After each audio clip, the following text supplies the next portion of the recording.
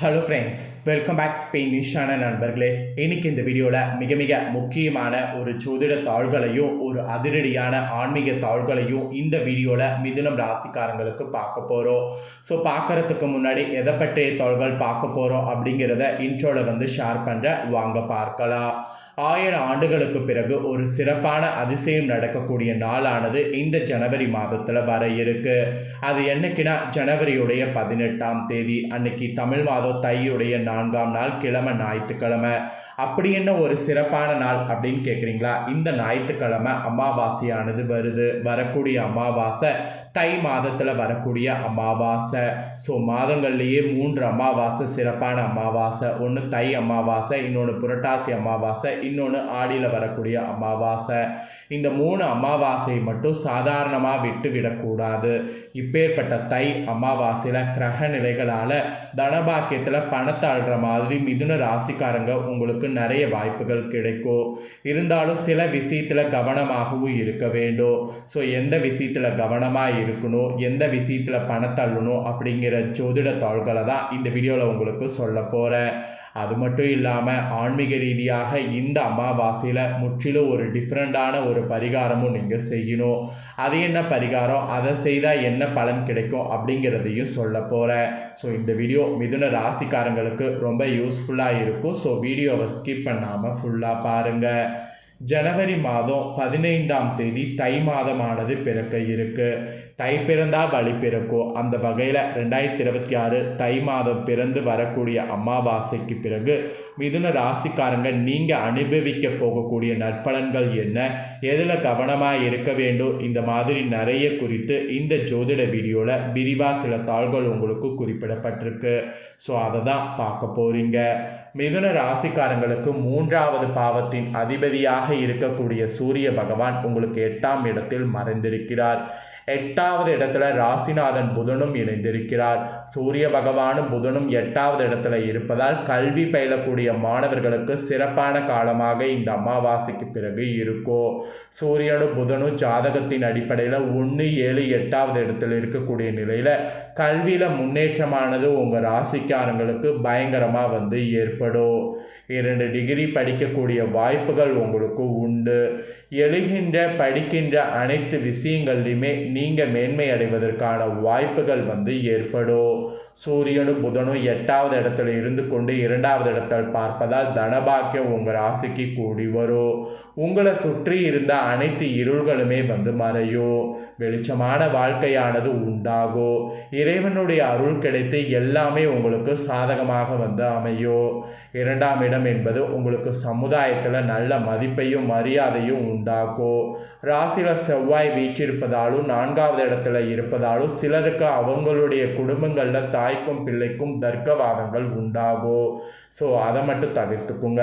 தாயின் உடல்நலத்தில் குறைபாடுகள் ஏற்படும். நீங்கள் இருக்கக்கூடிய வீடுகளில் இருந்து புது வீடுகளுக்கு போவது, இயந்திரங்கள் பழுதாவது, அதற்கு செலவாவது என சின்ன செலவினங்கள் ஏற்பட்டு கொண்டே இருக்கும்.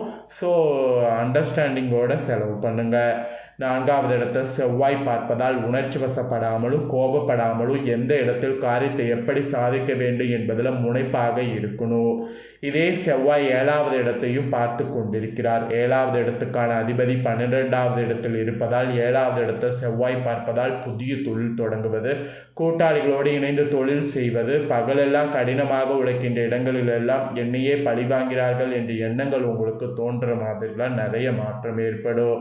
இதனை பெரிதுபடுத்தி கொள்ள வேண்டாம், அப்படியே கடந்து போகிறது தான் இப்போதைக்கு உங்களுக்கு நல்லது. அப்புறம் உடன்பிறப்புகள், தாயாதி வர்க்கங்கள், தெரிந்தவர்கள், நீண்ட நாட்களாக பழகியவர்கள் இந்த டைம் உங்களுக்கு உதவிக்கரம் நீட்டுவதற்கு வாய்ப்பு இருக்குது. அரசு துறை, கார்ப்பரேட் துறையில் வேலை பார்ப்பவர்களுக்கு இந்த டைம் சிறப்பு அம்சங்கள் உருவாகவும் வாய்ப்பு இருக்குது.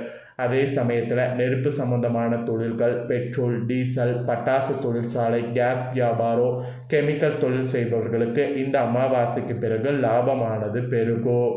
இருக்கக்கூடிய பொருள்கள், கிடங்குகள் போன்றவற்றில் கவனமாக இருப்பது நல்லது. செவ்வாய் 8வது இடத்து பார்வையாக சூரியன் மற்றும் புதனை பார்க்கிறார். செவ்வாய் சூரியனை பார்ப்பதால் அவசர கோலத்தில் வாக்கு கொடுப்பதால் கெட்ட பெயர் எடுத்து விட்டதை நீங்கள் உணர்கிற மாதிரி இருக்கும். ஸோ பார்த்து வாக்கு கொடுங்க. எதையுமே அவசரப்படாமல் செய்வது நல்லது. மற்றவர்கள் பேசுவதை முழுதாக புரிந்து கொண்டு பேச வேண்டும். பேச்சில் கவனமாக இருந்தீங்கன்னாவே பாதி ப்ராப்ளம் உங்களுக்கு வராது. வரி கட்ட வேண்டிய விஷயங்களில் கவனமாக இருப்பது நல்லது. ஏதாவது கெட்ட பழக்கம் இருந்தால் அபராத விதிக்கு தகவல்கள் வந்து சேரும், பார்த்துக்குங்க. 12வது இடத்தில் இருக்கக்கூடிய குரு பகவான் 7ஆம் பார்வையாக 6வது இடத்தை பார்ப்பதால் கடன்கள், நோய்கள், எதிரிகள், சட்ட வழக்கு துன்பங்கள் போன்ற எந்தவித பிரச்சனைகளும் ஏற்படாது. ஸோ அதுவே உங்களுக்கு ஒரு பெரிய ஒரு ஸ்ட்ரெஸ் ரிலீஃபாக இருக்கும். சனீஸ்வர பகவானும் 6வது இடத்தை பார்ப்பதால் இடமாற்றம் உண்டாகும். வெளிநாடுகள், வெளியூருக்கு போகக்கூடிய யோகம் உண்டாகும். அங்கு பணியாற்றக்கூடிய வாய்ப்பும் வரும். அரசு வேலைக்கான தேர்வு எழுதியவர்களுக்கு வேலை கிடைக்கும். சுக்கிர பகவான் ராகு பகவானோடு இணைந்து சுக்கிர பகவான் உச்சம் பெற்றிருக்கிறார். ஆண்கள் மூலமாக பெண்களுக்கும், பெண்கள் மூலமாக ஆண்களுக்கும் உதவிகள் இந்த அமாவாசைக்கு பிறகு வந்து சேரும். ராகுவோடு சுக்கிரன் அமர்ந்திருப்பதால் பயணம் செய்வதற்கான வாய்ப்பு கிடைக்கும். ஊரை சுற்றி பார்ப்பது, ஆன்மீக வழிபாடு, தீர்த்த யாத்திரை, பெருமாள் சன்னதிகளுக்கு செல்லக்கூடிய வாய்ப்பு உங்கள் நட்சத்திரத்துக்கு உண்டாகும். வாகன தொடர்பான தொழில் செய்பவர்களுக்கு லாபம் உண்டாகும். சுக்கிரன் கேதுவை பார்ப்பதால் வயதான மனைவி, பாட்டி, தாத்தா போன்றவர்கள் உடல்நலனில் கவனம் செலுத்துவது நல்லது. அர்த்தாமதிபதி 9வது இடத்துல வீற்றிருப்பதால் வயதானவர்கள் உடல்நலத்தில் கவனம் செலுத்துவது நல்லது. உடனடியாக எதுவாக இருந்தாலும் மருத்துவமனைக்கு செல்வது, அம்மன் ஆலயங்களுக்கு கைகாரியம் செய்வது கூடுதல் நற்பலனை தரும். அதனால் அதெல்லாம் செய்ய மறக்காதீங்க. ஸோ இதெல்லாம் தான் உங்கள் ராசிக்கு பலன்களாக கிடைக்கும் என்பது குறிப்பிடப்பட்டிருக்கு. ஸோ இந்த பலன்களுக்கேற்ப நடந்து பலன் பெறுங்க. இப்போ நெக்ஸ்ட்டு முன்னோர்கள் ஆசி பெற தை அமாவாசையில் ஒரு பரிகாரம் செய்யணும். அது என்ன செய்யணுங்கிறத சொல்கிறேன், அதையும் மறக்காமல் செய்யுங்க. வருடத்தில் 12 மாதங்கள் வரக்கூடிய அமாவாசையில் நம்மளுடைய முன்னோர்களை நம்ம வணங்க வேண்டும். அவர்களுக்கு செய்ய வேண்டிய திதி தர்ப்பண காரியங்கள் தவறாமல் திருப்தியோடு செய்ய வேண்டும். அதிலே குறிப்பாக ஆடி அமாவாசை, புரட்டாசி அமாவாசை, தற்போது வரக்கூடிய தை அமாவாசை, இந்த 3 அமாவாசைகளுமே மிக மிக சிறப்பு வாய்ந்த அமாவாசை திதிகளாக நமக்கு சொல்லப்படுது. மற்ற அமாவாசைகளில் முன்னோர்கள் வழிபாடை தவறவிட்டவர்கள் கூட இந்த 3 அமாவாசைக்கு பித்ரு வழிபாட்டை செய்து விடணும். ஜோதிட ரீதியாக, ஆன்மீக ரீதியாக, கிரக ரீதியாக இதற்கு பின்பாக நிறைய காரணங்கள் இருக்குது.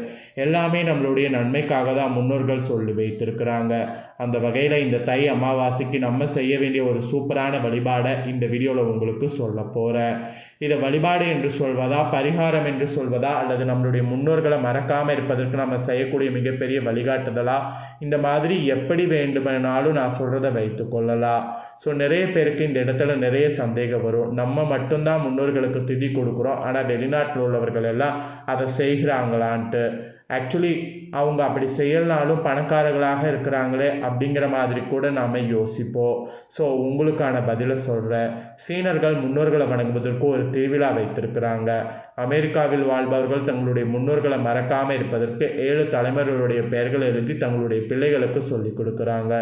கேட்டால் ஃபேமிலி டைரி என்று சொல்லுவாங்க. நமக்கு தெரியுமா 7 தலைமுறைகள் முன்னோர்களுடைய பெயர்? கண்டிப்பாக தெரியாது. 7 தலைமுறைக்கு முன்பு வாழ்ந்த தாத்தா பாட்டி பெயர் முக்கால்வாசி பேருக்கு தெரியாது, முழுசாகவும் தெரியாது என்று கூட சொல்லலாம். 3 தலைமுறை பெயர் தெரிந்தாலே இப்போ இருக்கக்கூடிய காலகட்டத்தில் அது பெரிய விஷயமா இருக்குது. ஸோ இந்த தை அமாவாசைக்கு உங்களுடைய தாத்தா பாட்டியிடம் கேட்டு, கொல்லி தாத்தா பாட்டியிடம் இருந்தால் அவர்களிடம் கேட்டு 7 தலைமுறையினுடைய பெயரை எழுதி உங்களுடைய அடுத்த சந்ததியருக்கு சொல்லிக் கொடுங்க. உங்கள் வீட்டில் முன்னோர்கள் எல்லாம் மறந்து விட்டார்கள் என்றால் முன்னோர்களுடைய பெயரை தெரிந்து கொள்ள வேறு ஏதாவது வழி இருக்கிறதா, வேறு சொந்த பந்தங்களிடம் அவர்களுடைய பெயரை எல்லாம் கேட்டு தெரிந்து கொள்வது நல்லது. உங்களுடைய உடம்புல ஓடக்கூடிய ரத்தத்தில் உங்களுடைய முன்னோர்கள் டிஎன்ஏ தான் கலந்துருக்கு. நம்மளுடைய முன்னோர்களுக்கு நன்றி தெரிவிக்கக்கூடிய இந்த நாளில் நமக்கு நாமே நன்றியை தெரிவித்துக் கொள்கிறோம். நம்மளுடைய முன்னோர்கள் ஏதோ ஒரு டிஎன்ஏவின் மூலம் நம்மளுடைய உடம்புல இப்போவும் வாழ்ந்து கொண்டு தான் இருக்கிறாங்க. நம்மளுடைய முன்னோர்கள் வாழ்ந்த காலகட்டத்தில் அவர்கள் ஏதேனும் கஷ்டத்தை அனுபவித்திருந்தால் அந்த கஷ்டத்தின் மூலம் நிச்சயம் நமக்கு பாதிப்பு வரும். ஏனென்றால் அவர்களுடைய டிஎன்ஏ தான் இப்போது நமது உடம்பில் இருக்கிறது.